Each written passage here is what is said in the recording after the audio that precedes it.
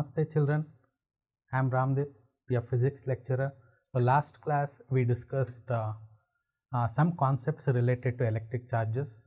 We also discussed properties of electric charges, electrification and methods of electrification. We also discussed how an electroscope works.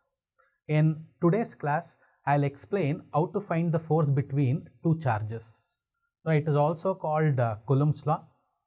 So Coulomb's law is used to find the force acting between two charges. So consider two charges Q1 and Q2 separated by some distance R. You all know that there is a force present between these two and it is called electric force. So what is the expression for electric force? So according to Coulomb's law, the force between two charges is directly proportional to product of magnitude of two charges. What does it mean? So what do you mean by magnitude of charges? Even if they give negative charges, you take positive value. That is the meaning of magnitude. The force between two charges is inversely proportional to square of the distance between them. If you increase the distance between two charges, force between them decreases. Now remove proportional symbol, we get a constant, say K, into magnitude of Q1, Q2 divided by R square. What is K? K is constant of proportionality and its value is 1 divided by 4 pi epsilon naught. So this is called epsilon naught. Now substitute the value of K in this formula, we get F is equal to 1 divided by 4 pi epsilon naught into magnitude of Q1 Q2 divided by R square. So this is the expression for force between two charges. So this is called Coulomb's law.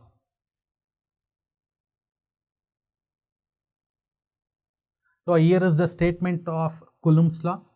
The electrostatic force of attraction or repulsion between two charges is directly proportional to product of magnitude of two charges and inversely proportional to square of the distance between them.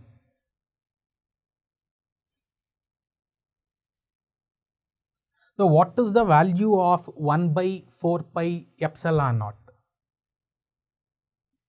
The value of 1 by 4 pi epsilon naught is 9 into 10 power 9. So what is the unit of 1 by 4 pi epsilon naught? Newton meter square per Coulomb square.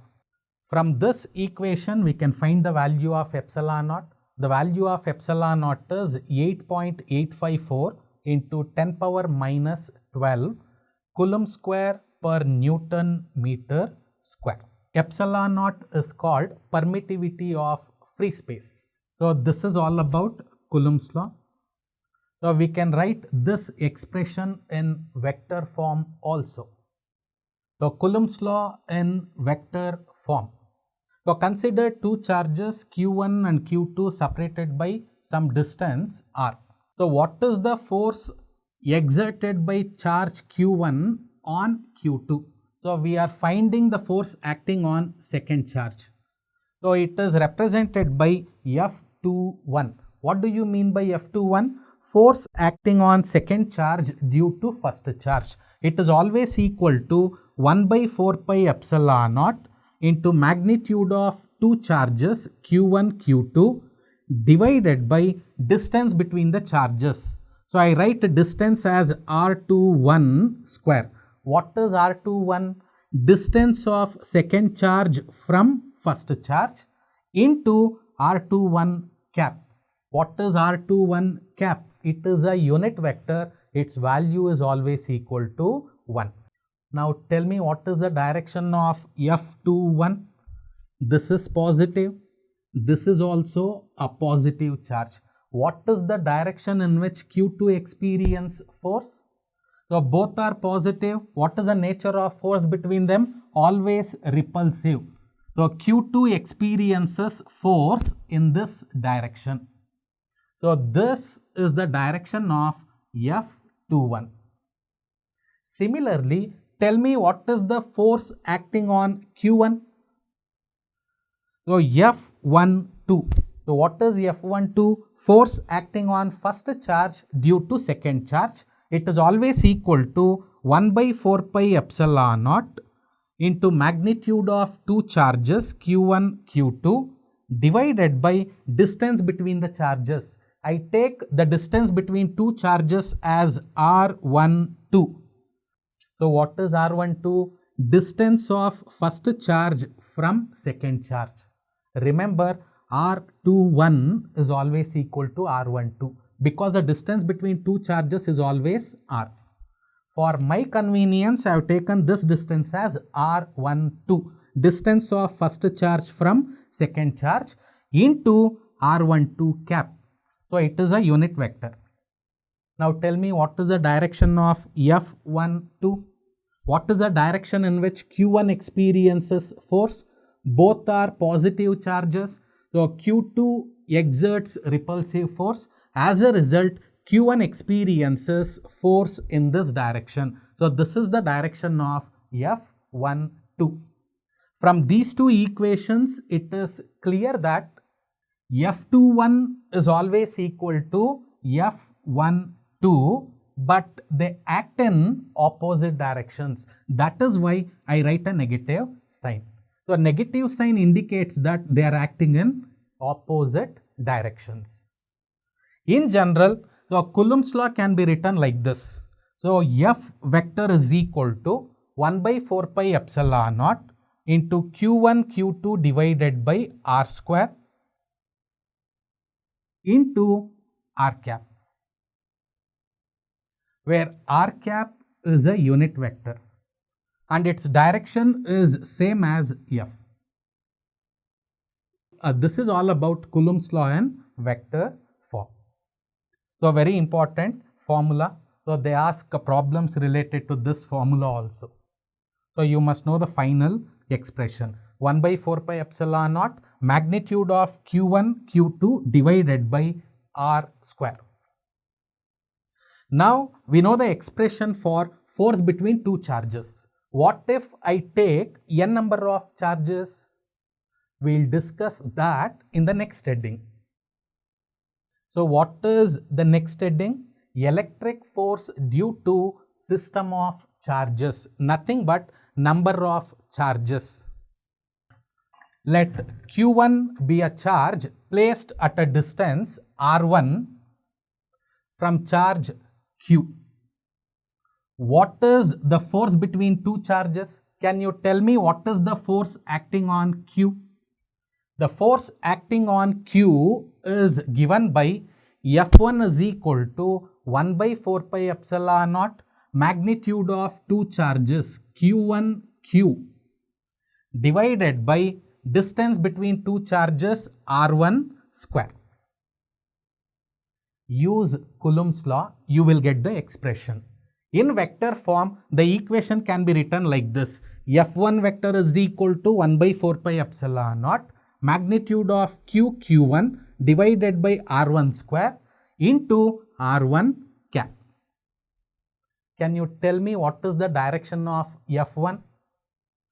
What is the direction in which Q experiences force? Q1 is positive, Q is also positive. They experience repulsive force. Because of repulsive force, Q moves in this direction. So this is the direction in which Q experiences force. Now I take one more charge, Q2. So Q2 is placed at a distance R2 from Q. Can you tell me what is the force acting on Q due to Q2? Use Coulomb's law. F2 is equal to, I take the force acting on Q due to Q2 as F2. So F2 is equal to 1 by 4 pi epsilon naught magnitude of two charges, magnitude of Q, Q2 divided by R2 square In vector form, F2 vector is equal to 1 by 4 pi epsilon naught Q2 divided by R2 square into R2 cap. So this is the force acting on Q due to Q2. What is the direction of F2? Q is positive, Q2 is also positive. They experience repulsive force. Because of repulsive force, Q moves in this direction. So that is the direction of F2. Now I take one more charge, Q3. So Q3 is placed at a distance R3 from charge Q. Can you tell me what is the force acting on Q due to Q3? Very simple. Use Coulomb's law. I take the force acting on Q due to Q3 as F3. So F3 is equal to 1 by 4 pi epsilon naught magnitude of two charges Q3 divided by distance between them R3 square. In vector form, F3 cap is equal to 1 by 4 pi epsilon naught Q3 divided by R3 square into R3 cap. Can you tell me what is the direction of F3? So Q3 is positive, Q is also positive. They experience repulsive force. Because of repulsive force, Q moves in this direction. So that is the direction of F3. And so on. So if you take n number of charges, you get n number of equations. Now tell me what is the resultant force acting on Q? It is the sum of individual charges. So total force acting on Q is always equal to vector sum of individual forces. So F is equal to F1 plus F2 plus F3 plus so on n number of times. Now substitute the values of F1, F2, F3 and so on in this formula. We get F is equal to, the value of F1 is 1 by 4 pi epsilon naught Q1 divided by R1 square into R1 cap plus value of F2 is 1 by 4 pi epsilon naught Q2 divided by R2 square into R2 cap plus so on. We get n number of equations. Now observe this equation carefully. 1 by 4 pi epsilon naught is common, so you can take it outside. If you want, you can take Q also outside. So I just take 1 by 4 pi epsilon naught outside. What do we get? So F is equal to 1 by 4 pi epsilon naught times Q1 divided by R1 square into R1 cap plus Q2 divided by R2 square into R2 cap plus so on. So this is the total force acting on Q. So we can write this in a very simple form. So F is equal to 1 by 4 pi epsilon naught summation of I is equal to 1 to n magnitude of QI divided by Ri square into Ri cap, where I starts from 1 up to n. Summation is nothing but sum of n number of terms. So this is the expression for total force acting on charge Q. Now I will introduce a new concept and very important concept related to electric charges and electric field, the second part of the chapter. So it is called electric field. So what is electric field? So consider a charge Q. So I place another charge very close to this.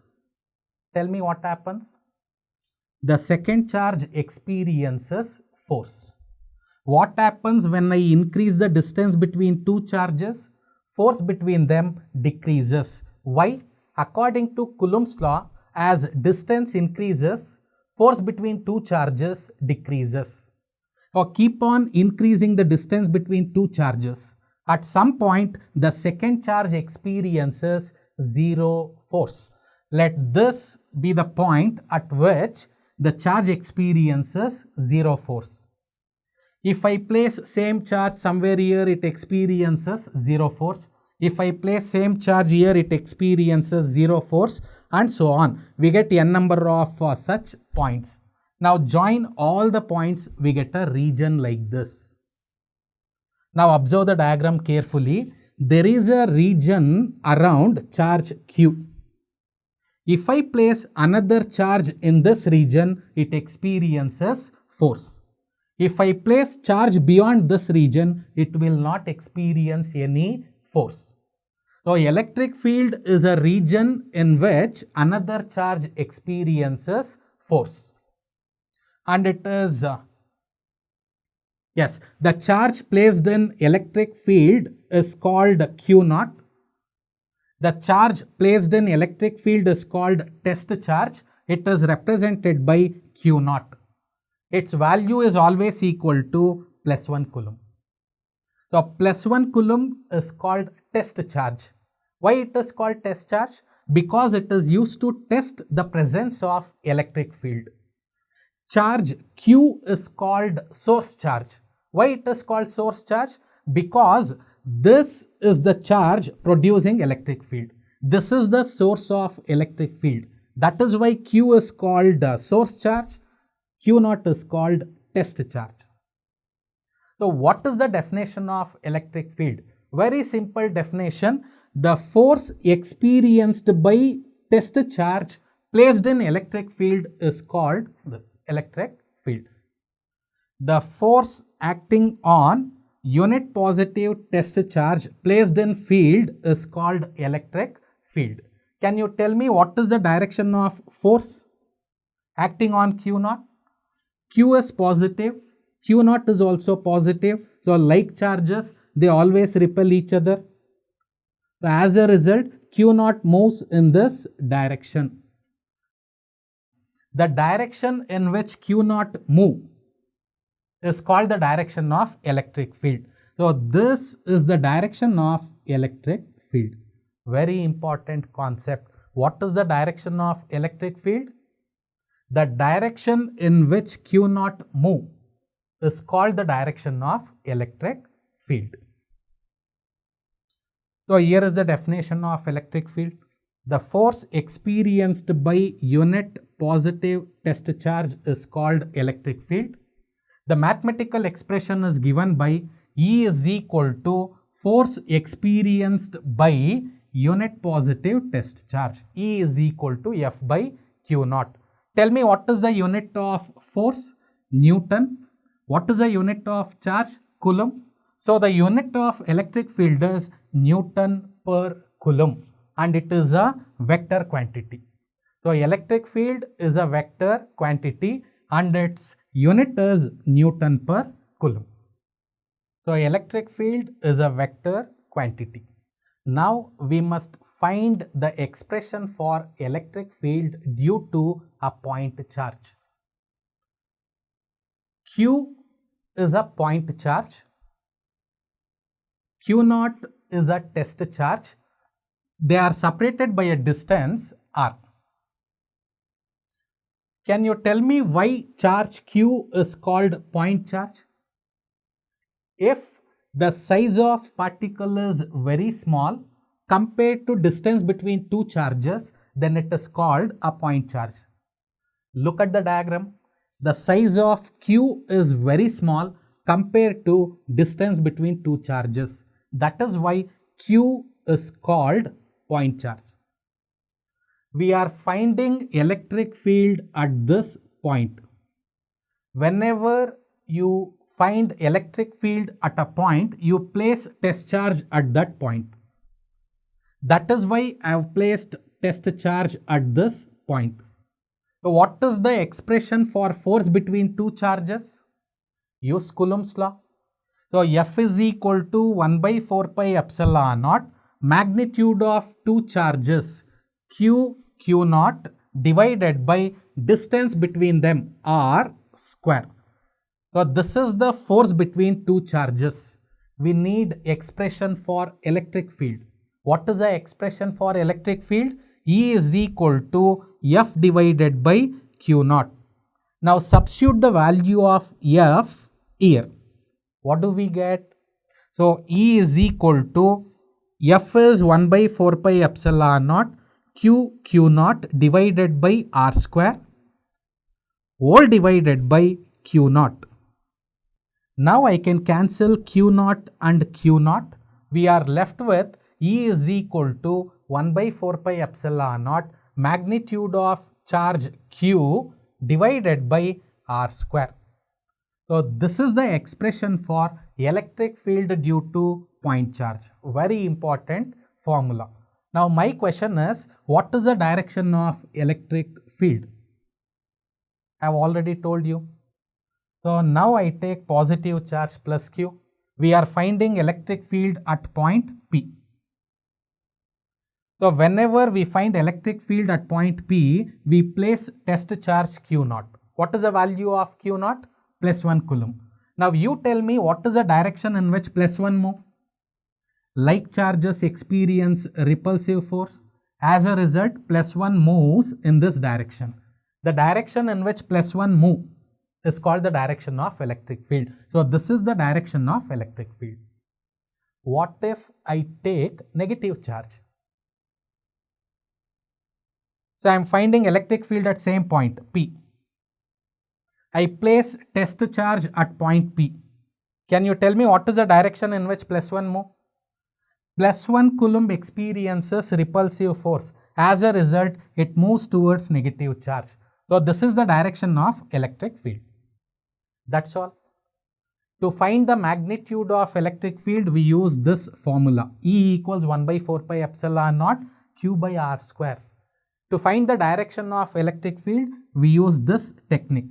If the charge is positive, direction of electric field is away from the charge. If the charge is negative, direction of electric field is towards the charge. Now we got the expression for electric field at point P due to single charge. What if I take n number of charges? Now I will explain what happens when we take n number of charges. The next heading is electric field due to system of charges, also called electric field due to number of charges. Q1 is a point charge. It is placed at a distance R1 from point P. What is the electric field at P due to charge Q1? So E1 is equal to 1 by 4 pi epsilon naught magnitude of charge Q1 divided by distance between Q1 and P is R1 square. In vector form, the equation can be written like this. E1 vector is equal to 1 by 4 pi epsilon naught Q1 divided by R1 square into R1 cap. What is the direction of E1? Very simple. The direction in which plus 1 move is called the direction of electric field. Q1 is positive, plus 1 coulomb is also positive. So positive repel each other. So plus 1 moves in this direction. So that is the direction of electric field E1. Now I take one more charge Q2. It is placed at a distance R2 from point P. What is the electric field at P due to Q2? E2 is equal to 1 by 4 pi epsilon naught magnitude of second charge Q2 divided by distance between Q2 and P R2 square. In vector form, E2 vector is equal to 1 by 4 pi epsilon naught Q2 by R2 square into R2 cap. What is the direction of E2? Q2 is positive, plus 1 coulomb is also positive. So plus 1 coulomb experiences repulsive force. As a result, it moves in this direction. So this is the direction of E2. Now tell me, what is the electric field at P due to third charge Q3? E3 is equal to 1 by 4 pi epsilon naught magnitude of charge Q3 divided by R3 square. In vector form, E3 vector is equal to 1 by 4 pi epsilon naught Q3 divided by R3 square into R3 cap. What is the direction of E3? Q3 positive, plus 1 coulomb is also positive. They experience repulsive force. What is the direction in which plus 1 coulomb move? Because of repulsive force, plus 1 coulomb moves in this direction. So this is the direction of E3 and so on. So if you take n number of charges, we get n number of equations. Now tell me, what is the resultant electric field? The resultant electric field is equal to vector sum of individual electric fields. It means electric field E is equal to E1 plus E2 plus E3 plus so on n number of times. Now substitute the values of E1, E2 and E3. So what is E1? 1 by 4 pi epsilon naught Q1 divided by R1 square into R1 cap plus E2 is 1 by 4 pi epsilon naught Q2 by R2 square into R2 cap plus so on. We get n number of terms. I can take 1 by 4 pi epsilon naught outside. We get E is equal to 1 by 4 pi epsilon naught times.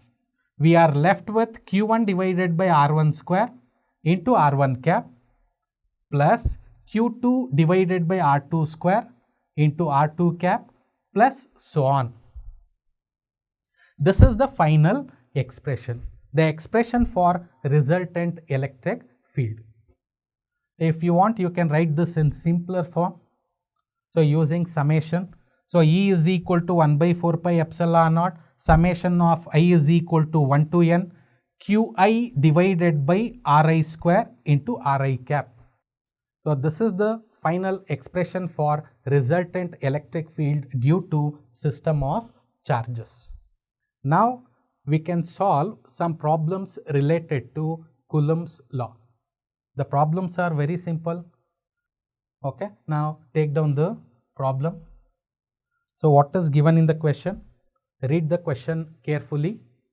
So what is the force between two small charged spheres having charges 2 nanocoulomb and 3 nanocoulomb placed 30 centimeter apart in air? Before solving the problem, so I'll tell you the values of centi, milli and other standard terms. Centi is represented by small c. Its value is always equal to 10 power minus 2. Milli is represented by small m. Its value is 10 power minus 3. The next one is micro, represented by mu. Its value is 10 power minus 6. The next one is nano, represented by n. Its value is 10 power minus 9. Angstrom,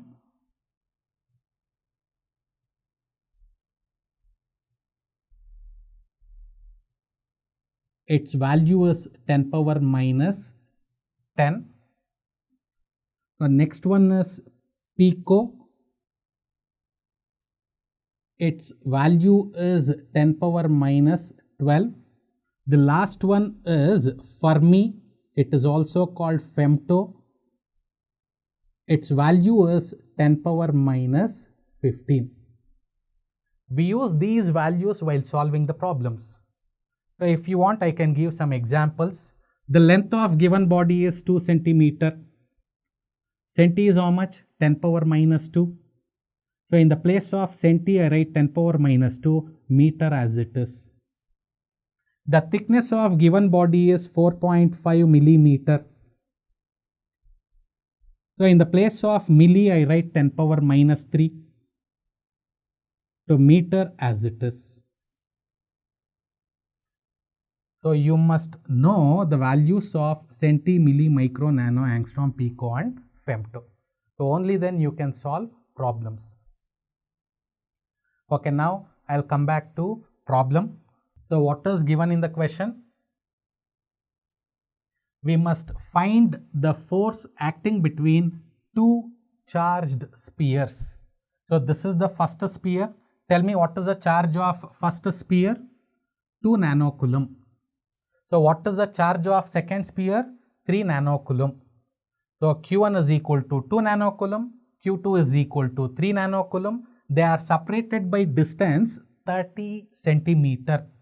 So R is equal to 30 centimeter. We must find the force between two spheres. Tell me what is the expression for force? Use Coulomb's law. Yes. We have F is equal to 1 by 4 pi epsilon naught magnitude of two charges Q1, Q2 divided by R square. R is the distance between two charges. Now substitute all the values. Tell me what is the value of 1 by 4 pi epsilon naught? Yes, 1 by 4 pi epsilon naught is 9 into 10 power 9. Q1 is 2 nano. What is the value of nano? 10 power minus 9. Correct. Now substitute the value of Q1 here. 2 into 10 power minus 9 into Q2. Q2 is 3 nano. 3 into 10 power minus 9 divided by R. R is 30 centimeter. Centi is 10 power minus 2. So R is equal to 30 into 10 power minus 2 whole square. Now simplify this. F is equal to, I can cancel 10 power 9 and 10 power minus 9. So we are left with 10 power 9.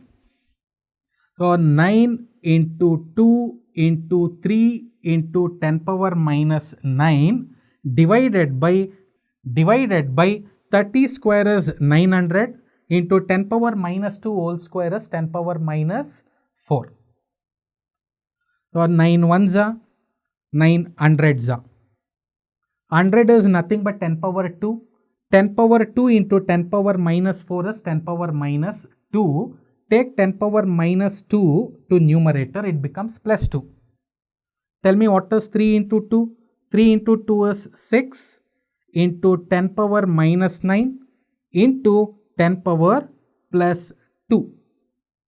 Minus 9 plus 2 is minus 7. Therefore, F is equal to 6 into 10 power minus 7 Newton.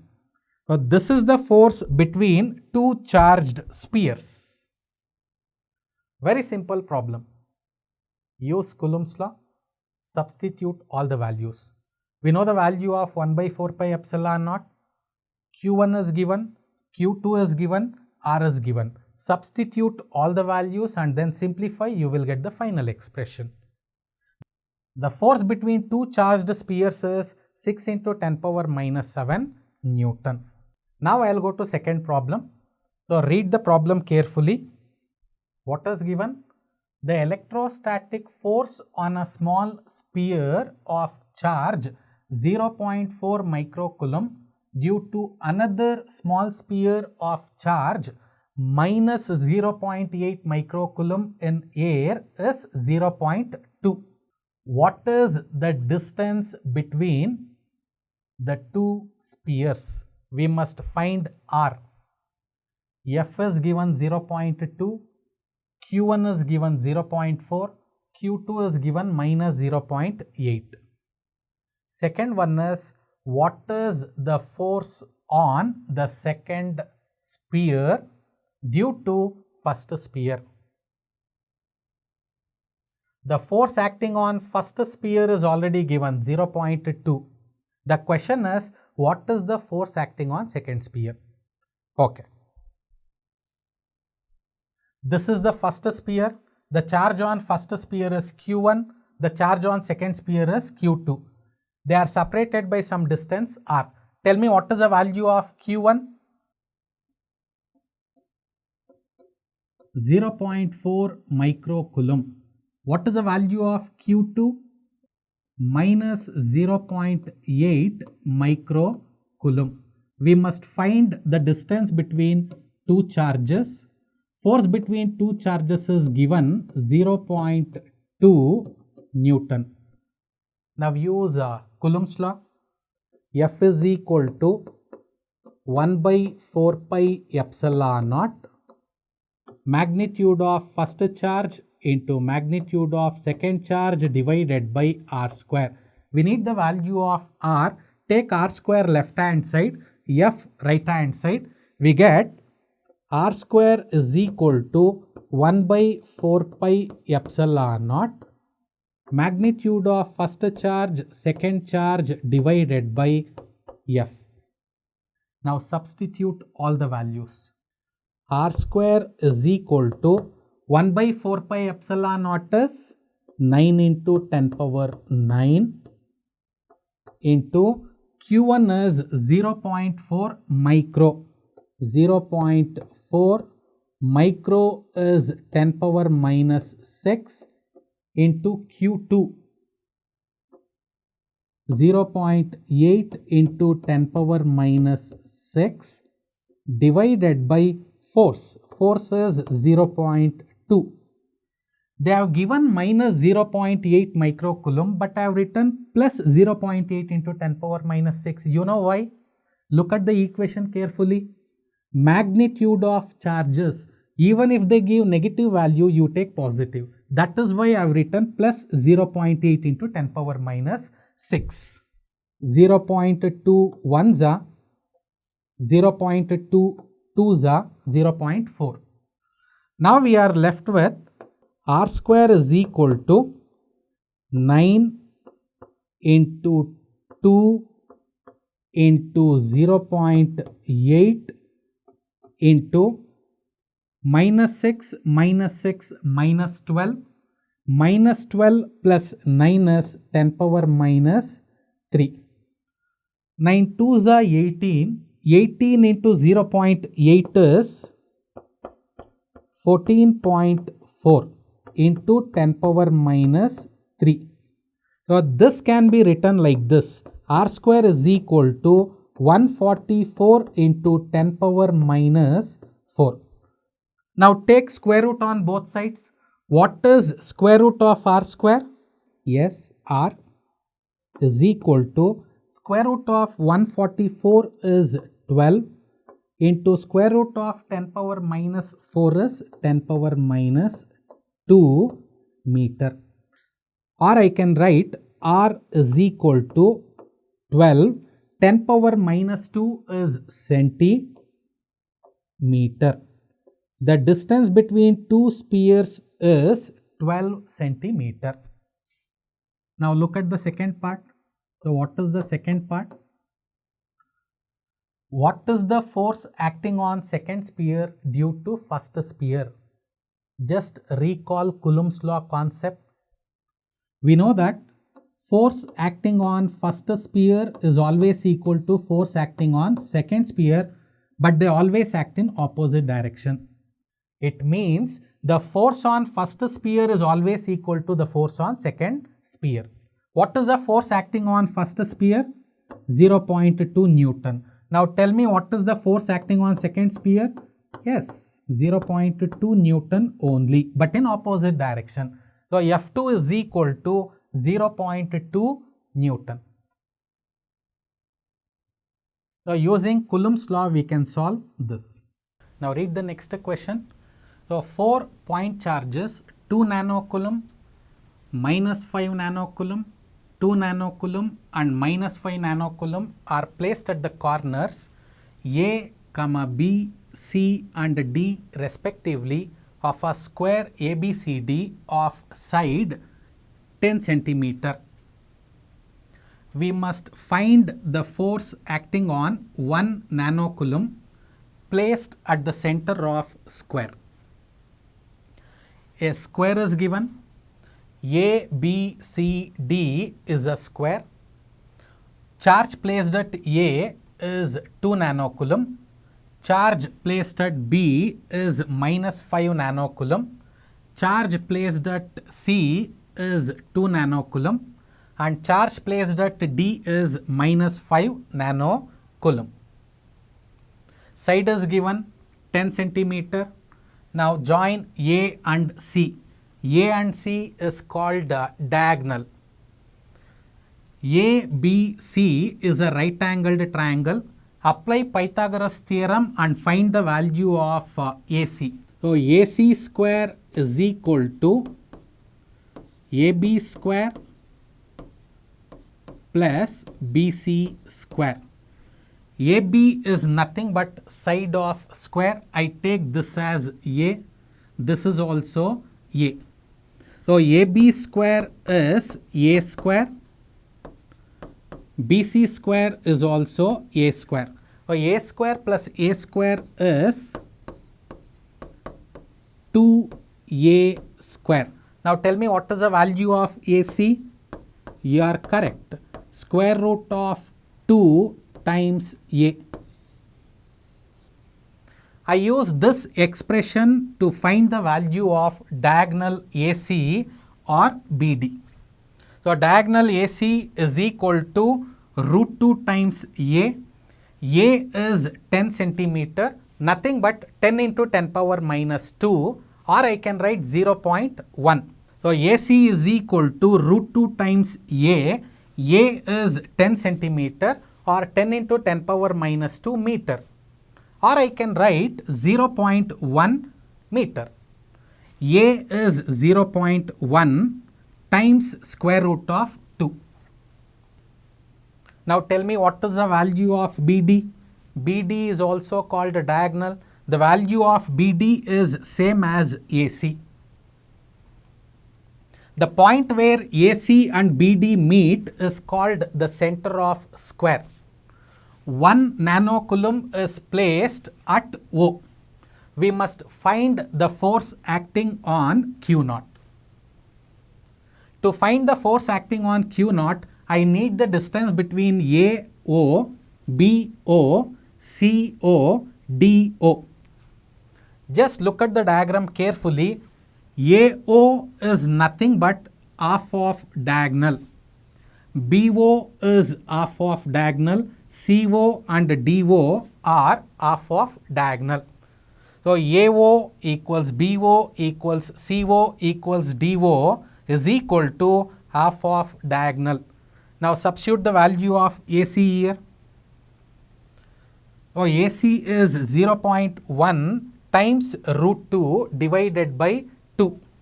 So AO is equal to, substitute the value of AC. AC is 0.1 times root 2 divided by 2. So 2 can be written as root 2 into root 2.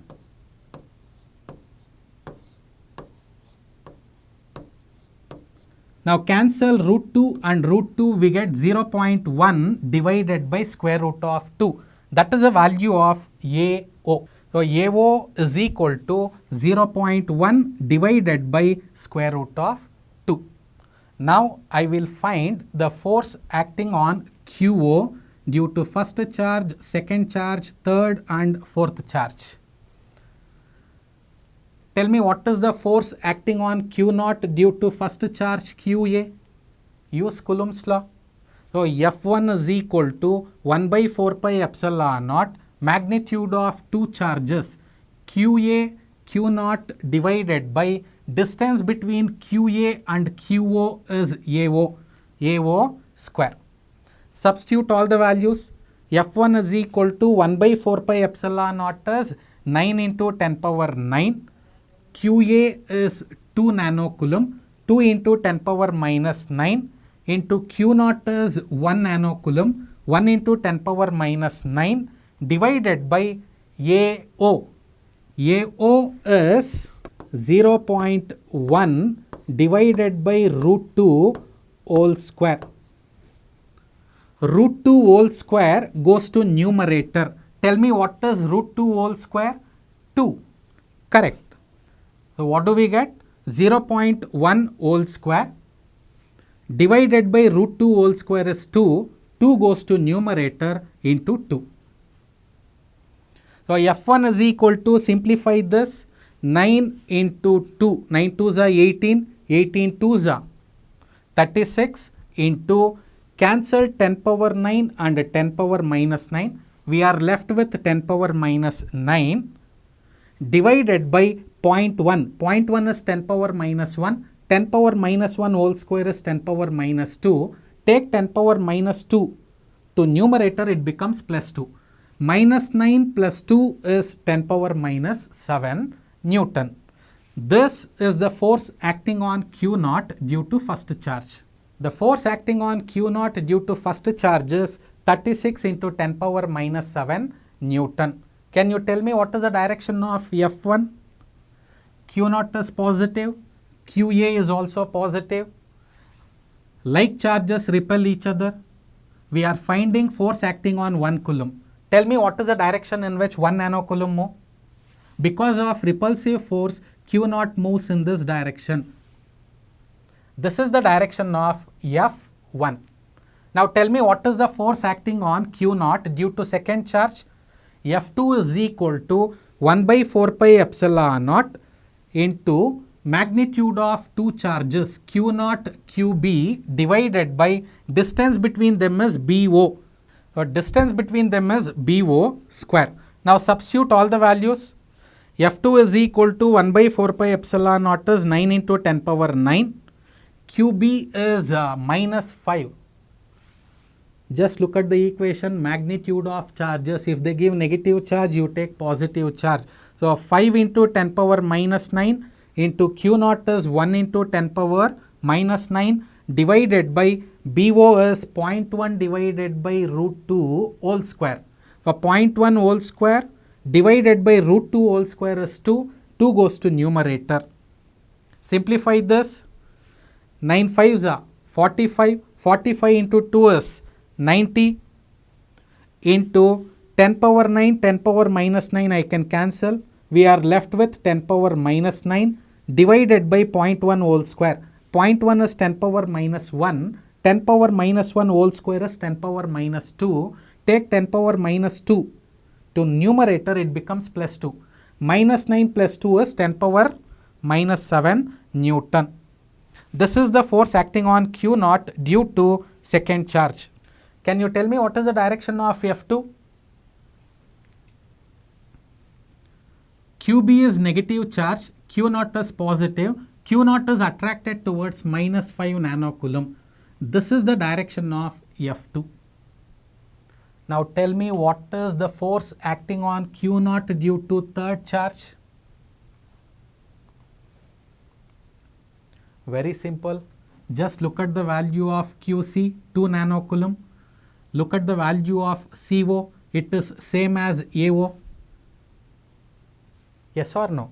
The force acting on Q naught, the value of QC is same as QA. The distance between QC and O is same as the distance between QA and O.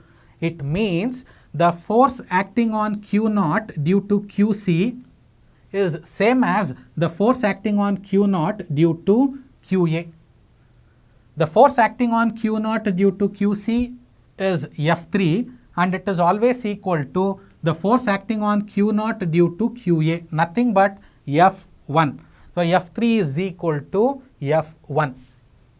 Tell me what is the direction of F3?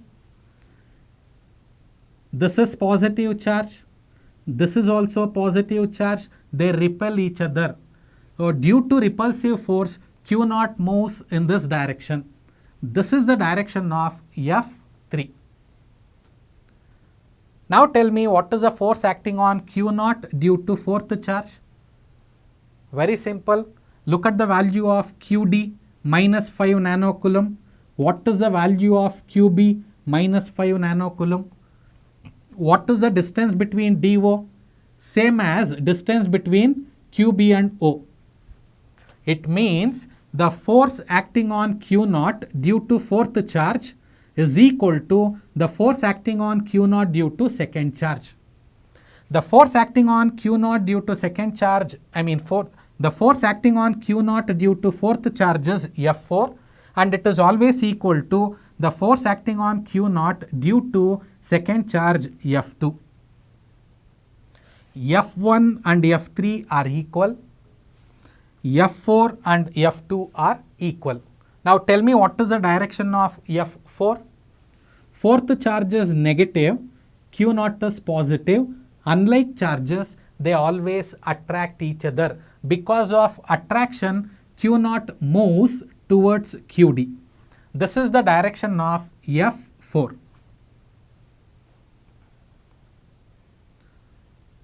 Now look at the diagram carefully. F1 and F3 are acting in opposite directions. When two vectors act in opposite directions, resultant is equal to the difference between them. Now tell me what is the resultant of F1 and F3? F dash is equal to the resultant of F1 and F3 is F dash, and it is equal to the difference between these two, F3 minus F1, or you can take F1 minus F3 also.